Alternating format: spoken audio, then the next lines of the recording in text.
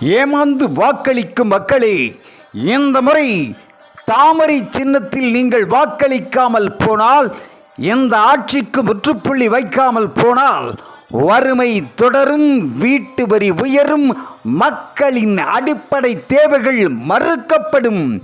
இவையெல்லாம் மாற்றம் பெற, மக்கள் வளம் பெற மலரட்டும் தாமரை. இந்த மண்ணின் மைந்தன் உங்கள் பாசத்துக்குரிய MKR அசோக்குமார் அவர்களின் தாமரை சின்னத்திலே வாக்களியுங்கள்.